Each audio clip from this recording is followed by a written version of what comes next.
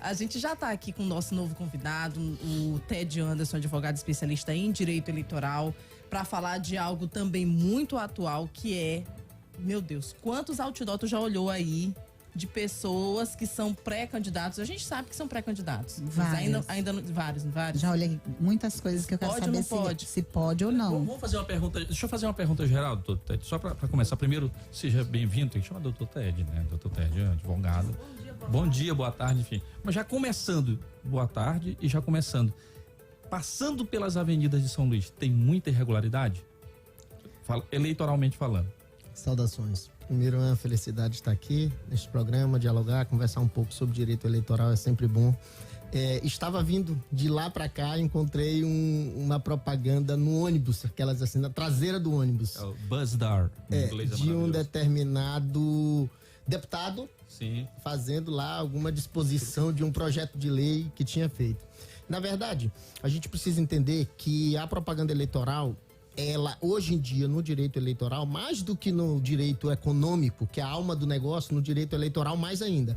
Porque eu sempre digo que o candidato jamais vai conseguir falar com todas as pessoas individualmente a que ele precisa que vote nele para que ele consiga ser eleito a qualquer tipo de cargo. Então, o único jeito dele alcançar todas as pessoas ou todos os seus votos será pela propaganda, exatamente através da propaganda eleitoral. Só que existe um mecanismo a que possa ser feito assim, e chama propaganda eleitoral. E esta determinação está em toda a legislação eleitoral. O que eu estou querendo dizer? Estou querendo dizer que tudo que está fora daquela legislação eleitoral não é meio legítimo para que ele alcance o voto.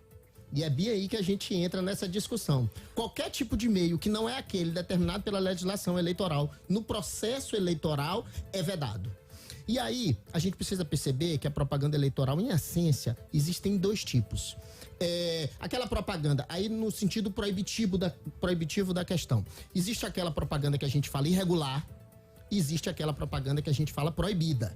A propaganda irregular é aquela que pode, mas por algum motivo não está dentro de algum tipo de padrão determinado pela legislação. Sim. A propaganda proibida, ela é mais grave. É aquela que não pode de jeito nenhum. Então eu já vou falar o primeiro e exemplo mais clássico de todas as propagandas proibidas. Outdoor. Outdoor é proibido durante o processo eleitoral. Então é vedado durante o processo eleitoral. Mesmo que ele divulgue uma lei que ele tenha... É impossível qualquer tipo de propaganda eleitoral que seja feita durante o processo eleitoral por outdoor. É vedado, é proibido pela legislação, passível de multa imediata. E o que acontece? Só para entender, a gente tá falando de pré-candidato até candidato. A gente está falando de candidato, porque o parâmetro é o seguinte... Mas a gente está em pré... Calma. Né? O período pré-eleitoral. O parâmetro é exatamente esse. Tudo aquilo que é proibido no período eleitoral jamais poderá ser feito no pré-eleitoral. Nem então, assim, drible não tem. De jeito nenhum. E aí, vamos pensar, mas quando é que começa a pré-eleição? Essa é a grande pergunta. Há uma convenção no direito eleitoral que diz que a pré-eleição, ou esse período pré-eleitoral, começa no dia 1º de janeiro do ano da eleição. Ou seja, a partir do dia 1º de janeiro deste ano 2022, passa a ser proibido qualquer tipo de exposição política através de outdoor. Vamos pensar que o conceito de outdoor é um conceito mais amplo. Não é apenas aquela placa de madeira num determinado estabelecimento privado. Nós estamos a falar de um ônibus, dessa traseira de ônibus. Estamos a falar de uma placa luminosa, grande. Então, assim, qualquer tipo de entendimento maior, grande, de uma exposição maior, a gente chama de outdoor. Então, este tipo de propaganda é propaganda proibida. Isso aí, por exemplo, a gente vê o tempo todo.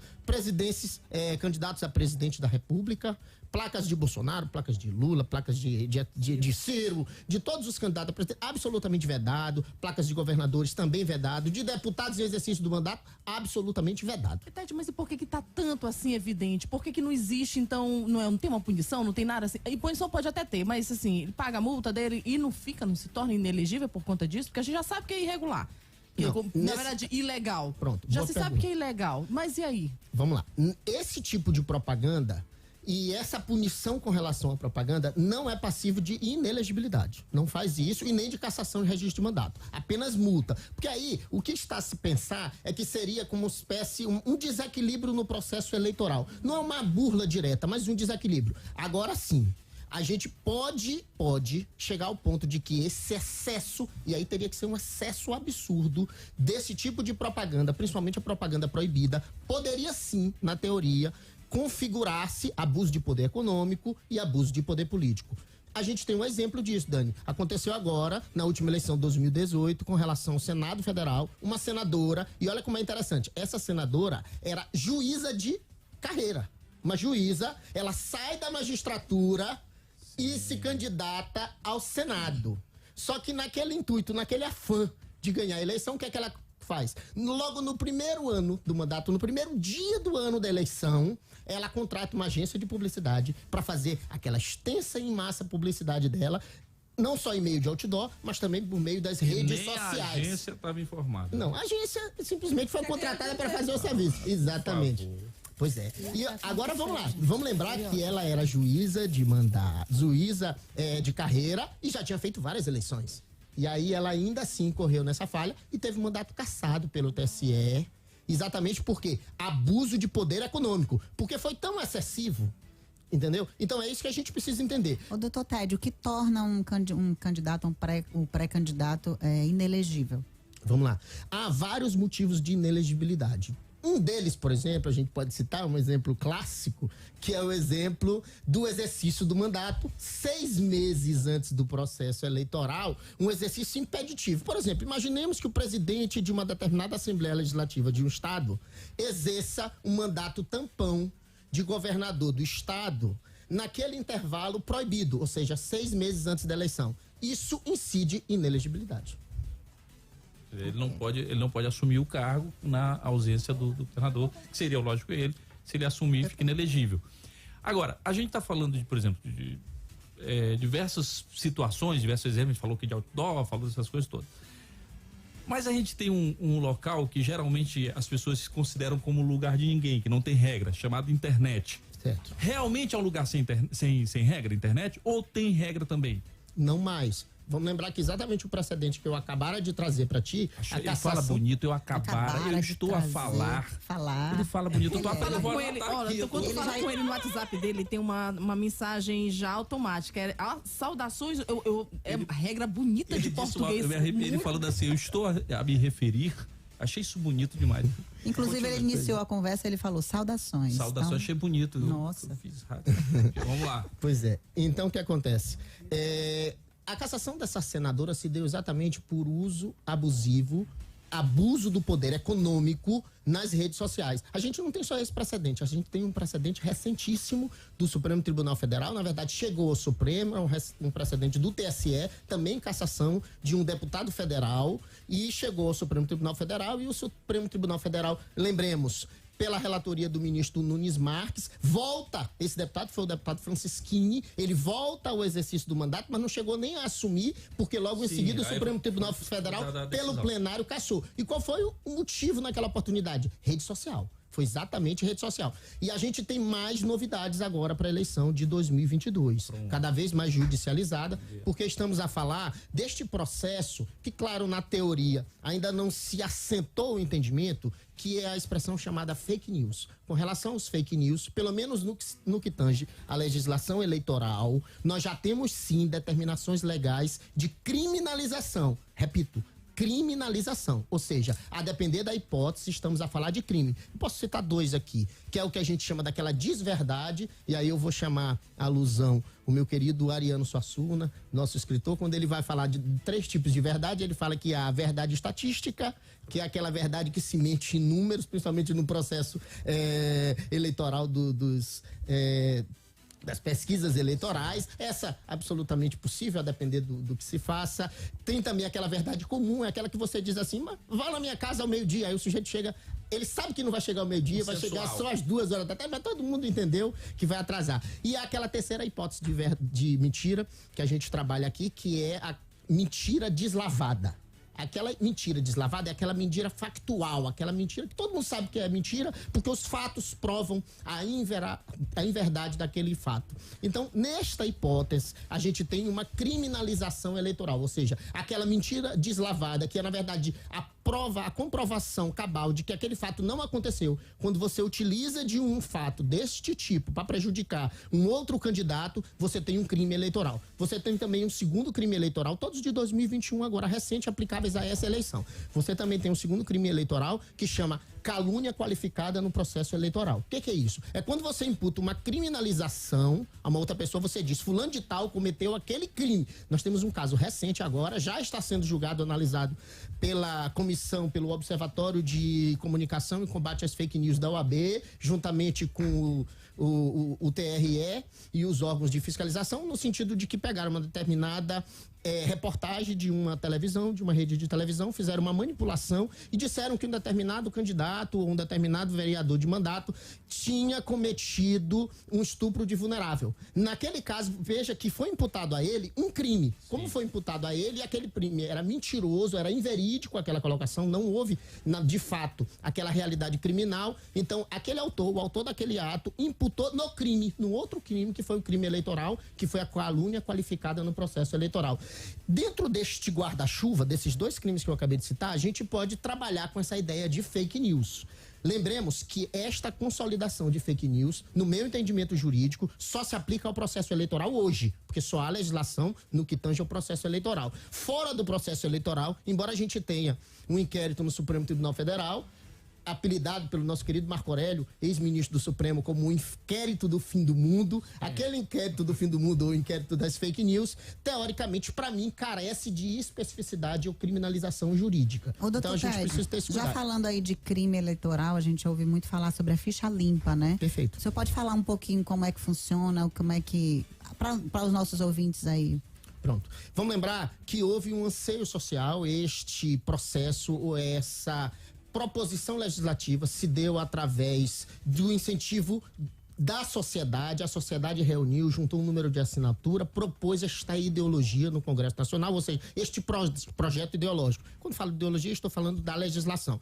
Propôs, então, esse processo ideológico e criou-se o que a gente chamou de Lei da Ficha Limpa. Na oportunidade da criação da Lei da Ficha Limpa, houve uma agressão ao direito, porque ela se aplica retroativamente, já naquela oportunidade. Então, aplica-se, claro, neste processo eleitoral. Agora está tudo pacífico, porque a lei é anterior.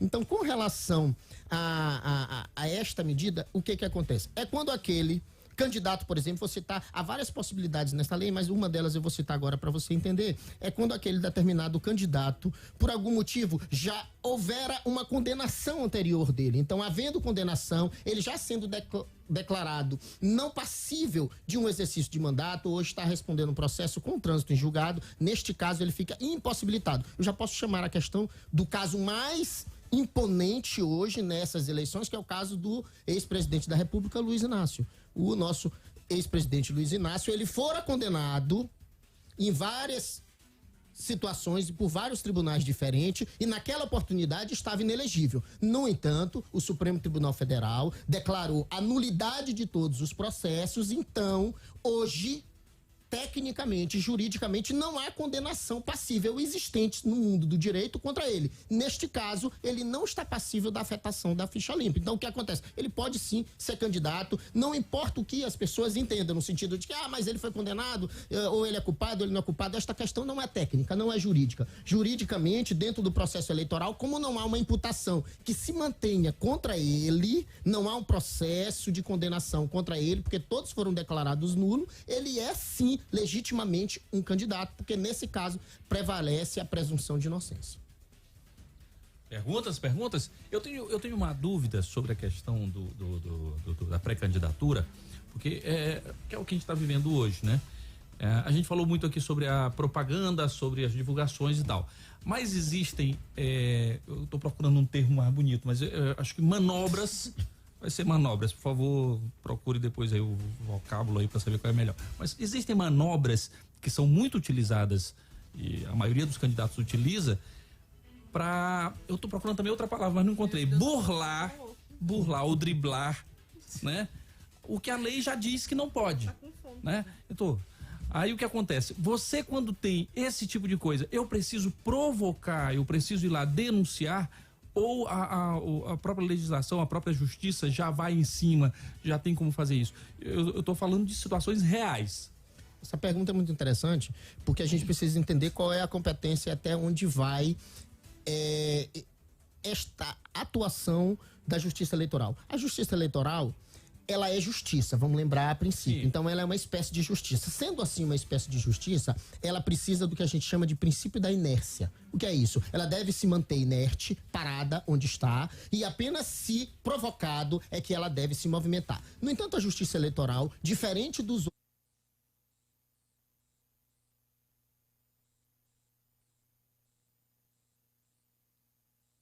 Então, essas outras justiças, elas não são capazes de designar normas instrumentais. A Justiça Eleitoral pode, e a gente vê isso através das resoluções. Então, ela cria normas. Ela pode fazer isso além das outras justiças, mas ela não pode ir além do princípio da inércia. Então, sempre, todas as vezes que tiver alguma irregularidade latente com relação a qualquer tipo de artimanha política, no sentido de... Bonito, a artimanha foi melhor. No sentido de não corresponder ou não respeitar as normas eleitorais, a gente precisa sim, sempre, dessa atuação externa para que a justiça funcione. Pois que são legitimados. É o ponto que eu queria perguntar aqui. A gente começou a pergunta aqui, começou a entrevista falando sobre os outdoors que a gente enxerga nas ruas. Como é que a pessoa que está ali vivenciando, passando pelas ruas, ela pode, de que forma, denunciar? Ou então, como é que chega então à justiça esse tipo de... Primeiro, Daniela, até interrompendo. Primeiro, acreditar que realmente vai funcionar a denúncia dela, já que tá na cara. Já que tá na cara, no outdoor, tá ali descaradamente. Mas como ele falou que a justiça é inerte, então alguém tem que cutucar a justiça para ela não estar Ninguém tá inerte. fazendo. Eu acho que tu não denunciou o outdoor que tu viu. É. E aí, Perfeito. Ted, de que forma ele busca quem exatamente? Qual o caminho? Vem lá. Primeiro a gente precisa saber quem que vai buscar qual caminho. Por quê? O que eu estou querendo dizer com isso? Há um processo na justiça que a gente chama legitimidade. Quem é que pode denunciar a justiça? Tecnicamente, nesses casos, quem pode fazê-lo é o Ministério Público. Também, no processo eleitoral, os partidos políticos e os pré-candidatos. Como não há candidatos, teoricamente, agora, não há candidatos, Não pode na fazer verdade, os nada, candidatos, Thiago. como não há candidatos, então, calma, como aí não há ata de candidatos, novo ainda há a uma mão do solução. eleitor. Calma que eu ainda não terminei. Vamos lá. Olha o que acontece. Como nós, cidadãos, que não somos nem candidatos, porque não há ainda candidatos, não somos partido político e não somos Ministério Público, a gente pode fazer quem? A gente notifica o Ministério Público. Ou notifica também, aí estamos a falar de fake news, a OAB agora, a OAB Maranhão, possui um órgão chamado Observatório de Comunicação e Combate a Fake News, e ela também receberá, eu acho que até o começo do mês que vem, ela também começará a receber esse tipo de denúncia, para que ela possa agir em favor da população e em respeito ao processo democrático. É complicado, porque na prática, e aí não é bem assim, né? Já As te pessoas- adianto, na prática funciona. Não, Esse digo- tipo não, de caso... não, sim. eu tô- não. Minha próxima pergunta, mas eu não posso fazer a seguinte, né? Não, Eu posso? Eu pode, posso furar a pode, fila? pode. É porque assim, se tu vai denunciar, a gente quer resultado. Sim, Qual é é? isso Então, pois é, complementa. Não, porque assim, qual é o grande lance? Existe, claro, a justiça, vai funcionar, a gente acredita nisso, como o senhor está dizendo, vai funcionar, vai resolver. E em quanto tempo, né? O problema é que na prática, eu entro lá para fazer isso, provoco o Ministério Público, eu vou lá e tal. A eleição A tem... senadora se tornou Foi cassado o mandato. Agora pergunta quem denunciou. não sei. O problema é quem. Foi o Ministério Público, no caso dela. Já partiu Mas através de uma denúncia da Popular? população. Foi. Certo. Ó, Então, funciona, Funciona. dá pra fazer. Ou seja, você que tá em casa, você que tá no carro, você que tá nos ouvindo, tá nos vendo, sentiu incomodado com o outdoor, procura quem? Procura o Ministério Ministério Público, Ministério Público. E também, a partir do mês que vem, depois do lançamento Isso do vai te dar um observatório, problema aqui. Isso através vai do dar um combate problema pra a esse programa. fake Ele news. falou, procura a partir do próximo mês a OAB, OAB. agora o Ministério Público, mas não é só outdoor. A gente sabe que existem outras formas também de incomodar a pessoa que não quer receber aquela informação agora. E nem pode, na verdade, que é ilegal, né? É proibido. É proibido. Neste caso é proibido, é Tem- propaganda antecipada, extemporânea e de natureza proibida. O corpo a corpo pode agora? Já o pré-candidato? Tá vendo já, uma né? A vedação pode, mas vamos lá. Pode o candidato, por exemplo, dar entrevistas na rádio aqui com vocês? Pode. Ele pode vir, pode falar. O que ele não pode fazer? Ele não pode jamais pedir voto. Pedir voto. Nem de forma clara, nem de uma forma manipulada, Pois de uma é, a forma pergunta no final sorrateira. assim, não esqueça, eu sou fulano de tal. Isso pode? Pois O é. final, a assinatura dele, não esqueça, não esqueça que eu sou o fulano de tal, porque eu recebi um... Dentro Por isso dessa que eu conto frase, com eu acho você. que aí já entendo que é Por isso que eu complicado. Eu conto contigo. Essa parte é interpretativa, quando tu começa a dizer assim, eu conto com você, eu já acho que já é um pedido Mascarado. mascarado de voto. Mas assim, mas a justiça, casos a casos, ela vai analisar de uma forma distante. O que não é permitido de fato é quando esse pedido é expresso. Quando ele é mascarado, às vezes a justiça Não, e às vezes a acaba pessoa tá entendendo. apoiando certo candidato e fala, eu apoio fulano, apoio... Em lugar nenhum, não pode. No processo, antes do processo de registro de candidatura, não pode pedir em lugar nenhum. Nem na televisão, nem fora. Mas pode dar entrevista, falar de seus projetos, das suas ideias, do que foi feito, do que analisa sobre o processo democrático. Pode falar, não há problema nenhum, porque a permissão, nesse caso, nem é interpretativa. Há uma permissão expressa no Código Eleitoral, dizendo que o pré-candidato ou pretenso pré-candidato pode ir em programas de televisão e tal, e etc. Pode dar. Mas vamos lembrar que depois do registro das candidaturas, os meios de comunicação é que começam a ter uma restrição. Qual é a restrição? Se vocês forem chamar que vocês chamar terão que chamar Todos. a todos. Não a todos, mas Não, é um sim. número Alguns. considerado de pessoas, pelo menos respeitando proporcionalidade partidária e etc. O programa tá aberto, inclusive, para quem quiser vir aqui, né, Thiago? Com certeza. Só não pode pedir voto, senão recebe multa vocês também.